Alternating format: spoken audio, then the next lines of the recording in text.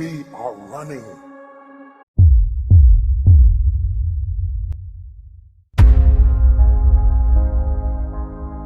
You mean irritates me? Irritates you, pisses you off, yeah. Man's greatest burden is unfulfilled potential.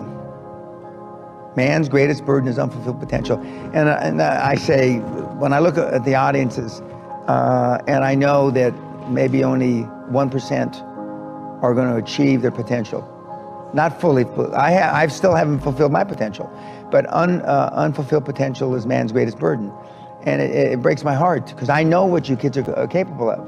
I know, I've had kids with 80 IQ to 180 IQ that I mentored that have done big deals.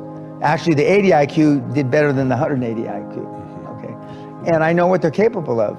And I know how 10 million or 100 million or whatever the number is changes lives. And then all of a sudden, you know, you believe that you can walk on water. You believe that you can take a loaf of bread and feed however many he was supposed to have fed and make water into wine. And when you believe it, see, the true test of a leader is when you've trained other people to be leaders. I mean, you can do it if you want it bad enough, and you stay focused and you're willing to maintain that commitment. Your life happens in 5-second windows. Number 2, in 5 seconds, you can control what you think, you can decide what you're going to do, and you can change absolutely anything, which changes absolutely everything. And so the 5-second rule is a mind trick. That's all that it is. A fancy way to call it is it's a form of metacognition, but it's basically a hack. It's a cheat code. Okay. And the way that it works, and this is the challenge with getting it out there, is that it sounds so profoundly stupid, like a gimmick, that it took a while for people to actually take it seriously. I get that. And to really stack up the science to make, anybody that interacts with it go, holy, like this actually works. Yeah. So here's what it is. Basically, the moment you catch yourself hesitating or doubting or starting to worry or about to chicken out or shrink or shut up or whatever it is that you're about to do that is shrinking your power, you just go 5, 4, 3, 2, 1. You count backwards, 5, 4, 3, 2, 1.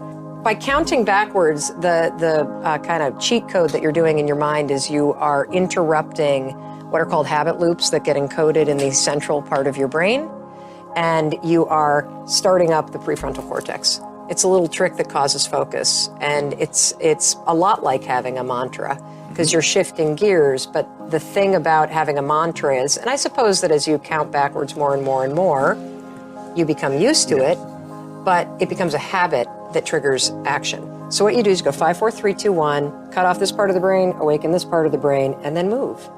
And what happens with the counting backwards is there's nowhere to go after 1.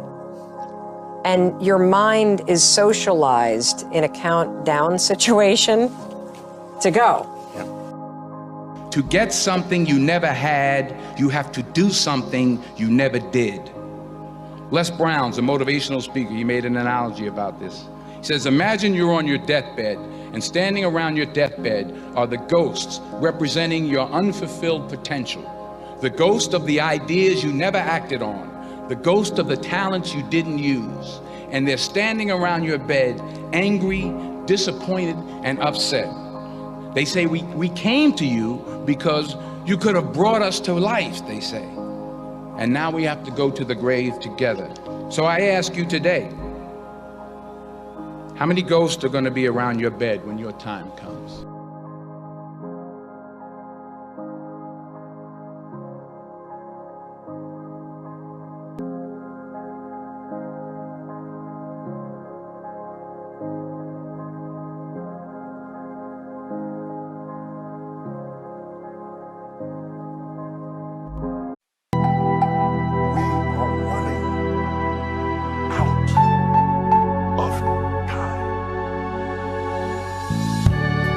What are you going to do with the time you have?